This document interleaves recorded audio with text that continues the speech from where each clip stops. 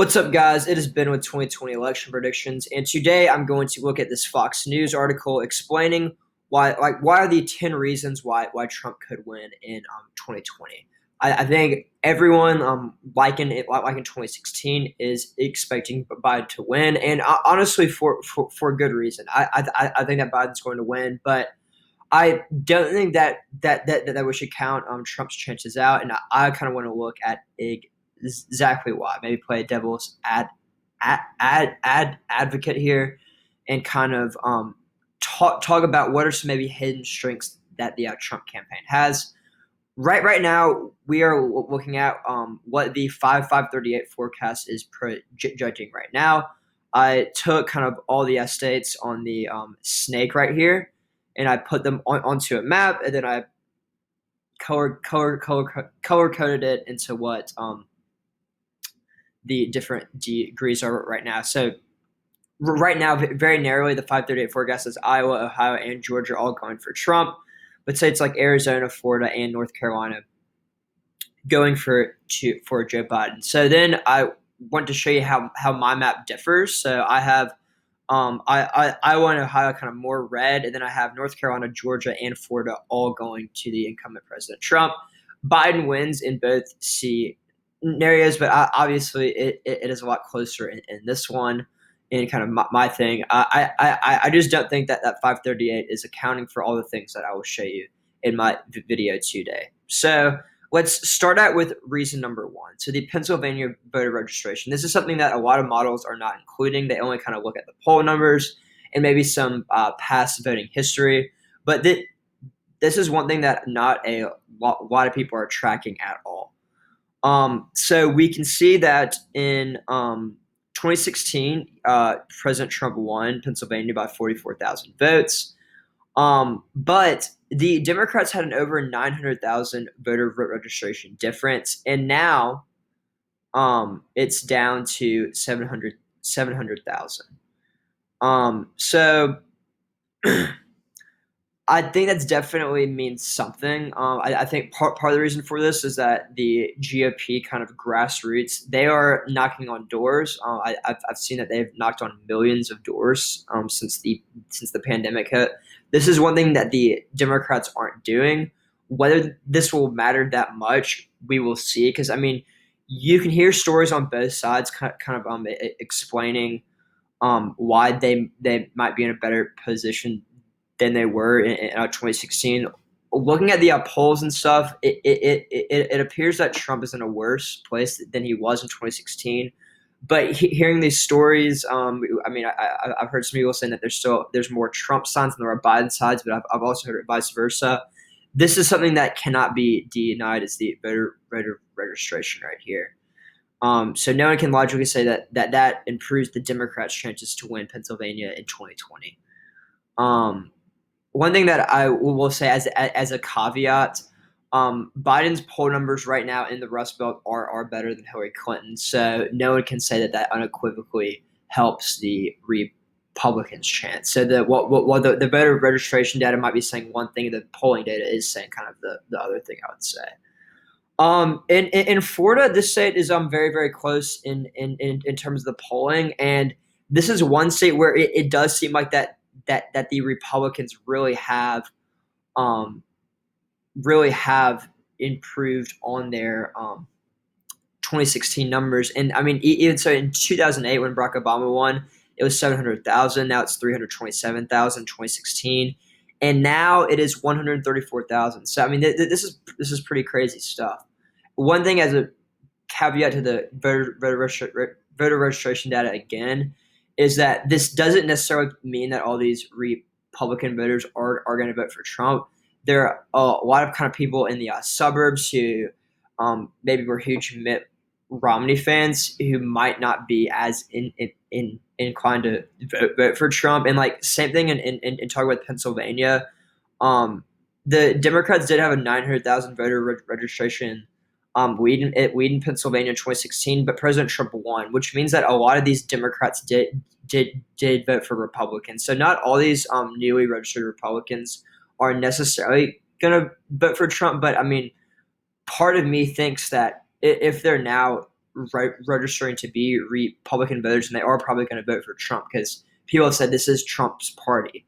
The people who are kind of sick of Trump, I would not assume would be uh, newly registering as a Republican here. So I mean, I think this is definitely a sign that maybe some of Trump's support is not showing up in the polls. Maybe we're going to see that shy voter effect again.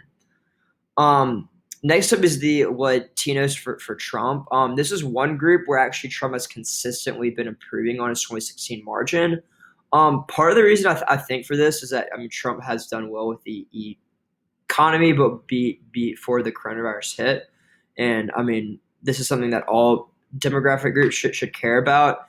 And then also, I don't think that the 2016 election, or I don't think that the 2020 election is going to be as focused on the issue of immigration as the 2016 election was. I mean, I think there was kind of a focus effort by the DNC and the Clinton campaign to kind of focus a bunch of ads talking about how she was better for the Latino community than a President Trump. So I think there's probably more outreach there. In 2020, I don't think we're seeing as much of this. So um, we have seen in the polls, this is one group. While Trump has lost kind of some of his white support, he has gained with the Latinos and with the black vote. This Telemundo poll, these Snap polls, media polls, I don't think they mean much, but we have seen in kind of some accredited polls, the NBC Marist poll, where Trump is doing a lot better with what Latinos. This won't matter as much in the Rust Belt because there's just not that many Latinos in the Rust Belt. But say it's like Florida, Texas, Arizona, Nevada. This will mean a lot. But in the Rust Belt, which is where I think the election will come down to, this doesn't really matter much, and I don't think it's going to counteract Trump losing his white voter support. So African Americans for Trump. Also, I think that Trump is actually going to improve pretty drastically on his black and his Hispanic support. Um, so I think this is going to make a difference maybe in some states that have a higher black population. But I also think that black voter turnout is going to be higher. So, I mean, Biden is definitely going to win the black vote. No one is contesting that. But I think Trump is going to improve on his margins. The question is can Trump improve on his 2016 margins with the black vote that will kind of counteract the benefit that it will have to Biden with black voter turnout being increased? So that's something that we still want to see. One thing that is true, Biden is the only presidential candidate that wants to increase taxes. Trump actually said he wants to decrease them more. Biden has said that he only wants to increase taxes on people making over 400,000. So I think this is definitely kind of reassuring to the vast majority of the American population that doesn't make this much money. But also, people might not trust Biden with this. And like 50 Cent just endorsed President Trump because of the tax issue. I don't think that 50 Cent necessarily has a huge following, but this could move the needle with some voters. Or maybe have some voters vote for Kanye instead. Who knows? Instead of Biden. Enthusiasm matters. So this doesn't surprise me at all that Trump supporters have more enthusiasm for Biden supporters. I think a lot of people are just voting for Biden because he is not Trump. I still think that these people will probably vote for Biden. I mean, I can't see I can't look any direction without seeing an ad saying vote, vote, vote, vote. And I think kind of the implicit assumption there is that we want you to vote for Biden.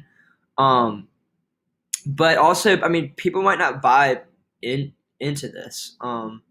So it definitely is true that Trump has in 2016 he had a 13% gap over Hillary Clinton. Now he has a 20% gap. So this could bode well for Trump, not Biden.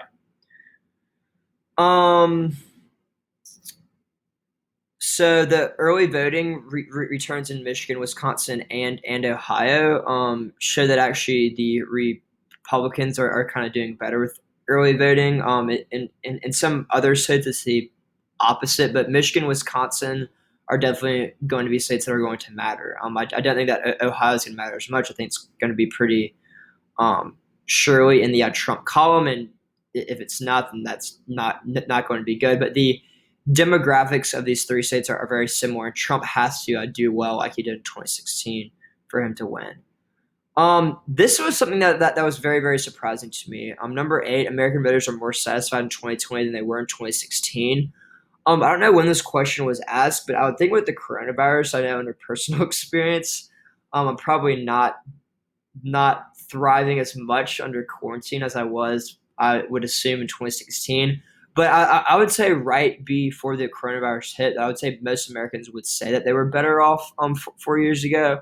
Um, how much that the coronavirus affects this, I don't really know.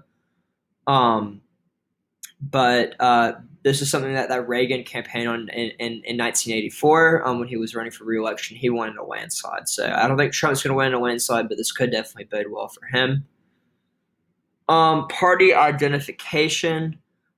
This is something that's very, very interesting. So the share of independent voters has risen pretty steadily over the last few decades. And it does appear that the Republicans actually have more than the Democrats right now, which is very um, surprising.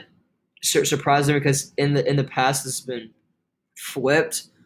One thing as a caveat here, um, a lot of these independent voters tend to be young and voters of color, which tend to typically lean more Democratic. So this might be kind of young people who are registering as independents, but probably will never vote for a Republican. But still, we saw that in 2016. The Democrats were up by 5 points here. Um, so there's been a 5 point drop in the Democratic share for the party identification. So this can't be a good sign for Democrats, but I definitely want to put a caveat for saying this could be a good sign for Republicans. Lastly, and I do think this matters in every single election for the people that they did a poll for the people that said who do you think is going to win. In 2016 was the first time that people got this question wrong. People overwhelmingly said Hillary Clinton was going to win. But going into 2020, it appears that people think Trump is going to win, which makes sense because I think people assume that the polls are going to be wrong. Again, one caveat I do want to say in 2018, people thought that the Republicans were going to keep the House. I think, again, because they thought that the polls were going to be wrong, and they didn't. But I think Trump is just a very different political figure in that he has the ability to kind of his support is not necessarily going to show up in the polls. So I really hope that y'all like this video. Please give it a like and comment whether you think Trump or Biden is going to win. Thanks, guys.